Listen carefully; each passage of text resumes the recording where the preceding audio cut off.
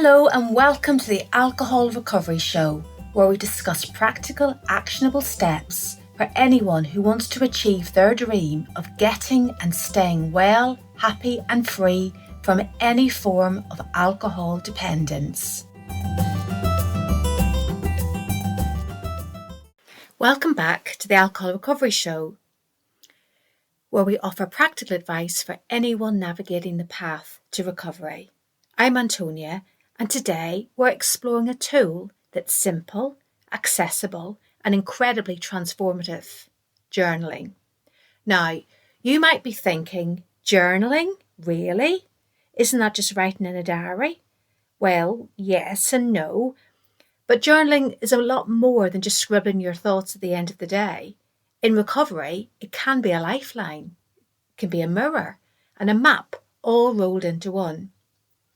Today we'll talk about why journaling is so effective, how you can get started even if you're not a writer, and the surprising ways it can support your journey to a healthier relationship with alcohol. I've also got some stories to share from people who have found journaling to be a powerful part of their recovery toolkit.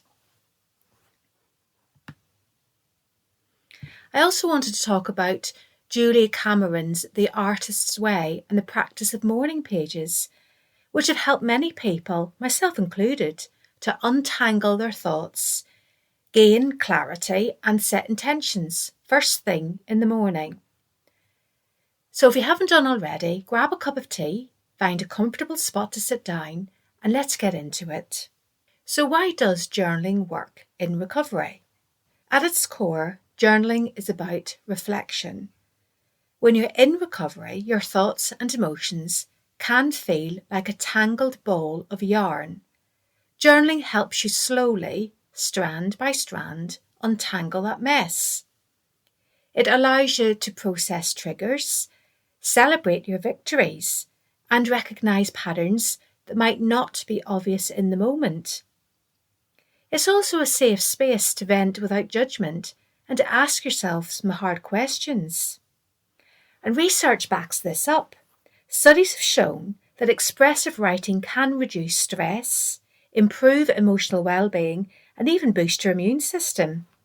In the context of alcohol recovery, journaling becomes a space where you can be honest with yourself in ways you might not be with others. Okay, bear with me here. I know maybe what you're thinking. You might be thinking, but I'm not good at writing. I don't know what to say. Don't worry. This isn't about crafting perfect sentences. It's about showing up on the page and letting your thoughts flow. One method that's been transformative for me is Julia Cameron's morning pages from her book, The Artist's Way. If you're not familiar, morning pages involve writing 3 pages of stream of consciousness type thoughts first thing in the morning, ideally before your day begins. The idea isn't to write anything polished or profound. It's about clearing the mental clutter. You might write about your dreams, your to-do list, or your frustrations. You might even write, "I don't know what to write," over and over, and that's okay. The power lies in showing up every morning and letting your subconscious mind speak. When I started the morning pages, I noticed a shift. It wasn't immediate, but over time, patterns emerged. I began to recognise some of my own fears and triggers, and even my hopes. And most importantly, I give myself permission to be messy on the page. They're not necessarily even for rereading if you don't want to. Just look on it as a bit of a mind dump, which is really useful first thing in the morning. So as you go about your day, your head's not cluttered up with all of these messy, untangled thoughts. Personally, I found it really transformative. So how do you even start journaling in recovery? Especially if it's not something you're used to. Here are 3 simple tips. The first tip would be to start small. You don't need to write pages and pages. You might want to do the 3-page rule, like in The Artist's Way, or you might want to set a timer for 5 minutes a day, Just set the timer, pick up your pen and see what comes out.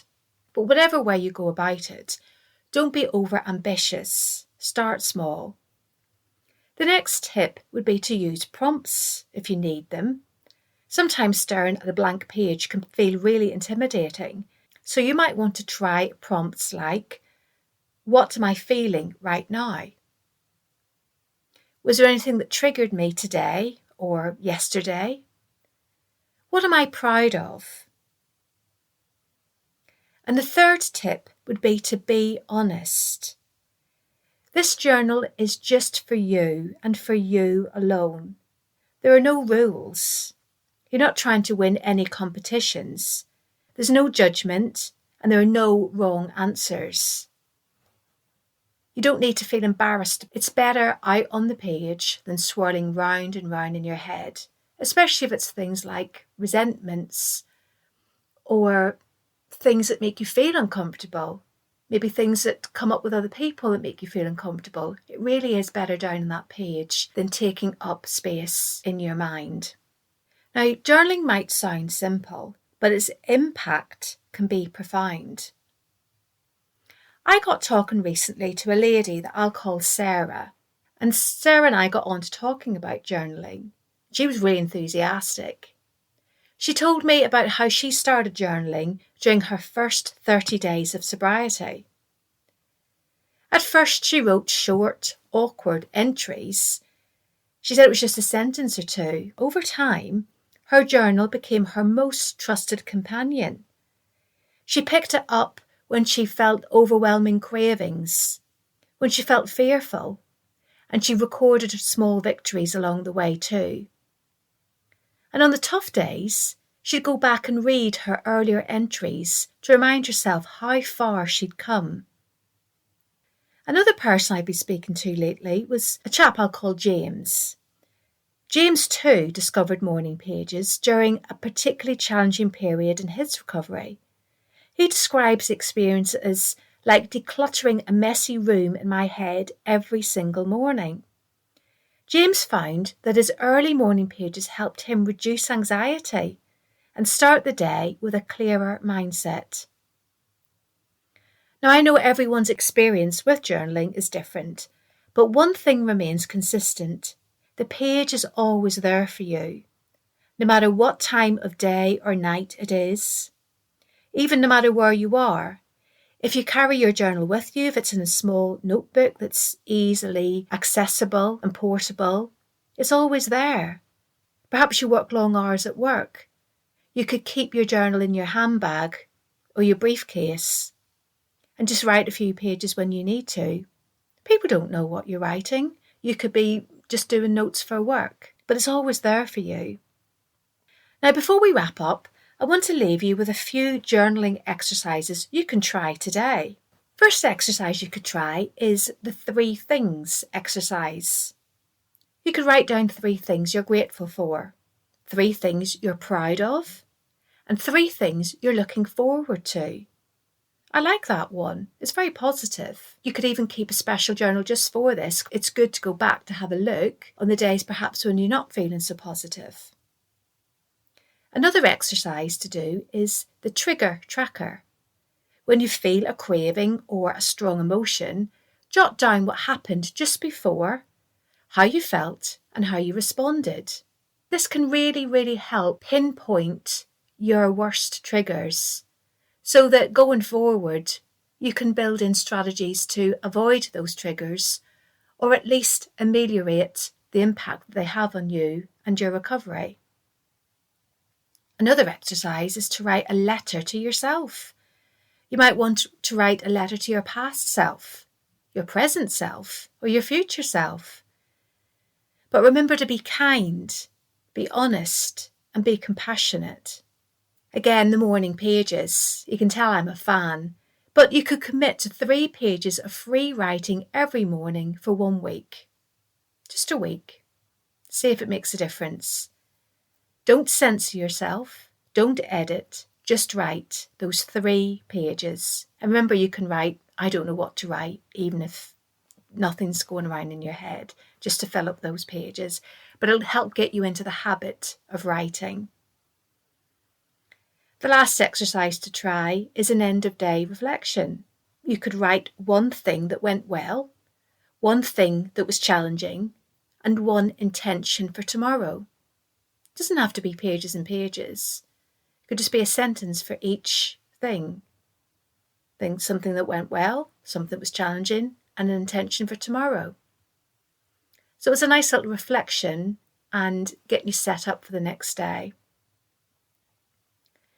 But the big takeaway for today is that journaling is a powerful tool for self-awareness, growth, and healing. Don't dismiss it, even if you've tried it before and you've tried it for 1 or 2 days and then it just hasn't become a habit. Go back today and try it, especially in this month of January when I'm recording this podcast episode. You might be trying a 10-day detox. You might be trying a dry, but whatever. Even if you listen to this in June or July, it really doesn't matter. But if you are in the early days of recovery, or if you're struggling, no matter where you are, journaling can really help. Journaling's not always easy, and some days you might not feel like writing at all, and that's okay. But try and stick with it. If you do stick with it, journaling can become one of the most valuable tools in your recovery journey. Julia Cameron reminds us in The Artist's Way, morning pages are the primary tool of creative recovery. And in many ways, recovery from alcohol shares that same need for creative self-expression and gentle exploration. Who knows what might happen? Who knows what you might be capable of? Instead of all that effort that goes into drinking, buying drink, recovering from drinking, you can put that into creative outlets and pursuits that really could change your life or open up a new way of living even. So if today's episode inspired you, I'd love to hear from you. Are you already journaling? Would you give it a try? And if you found this episode helpful, don't forget and share it with someone who might need it. Thank you for joining me today. And until next time, take care of yourself, keep showing up, and remember, every small step counts. Bye. Bye.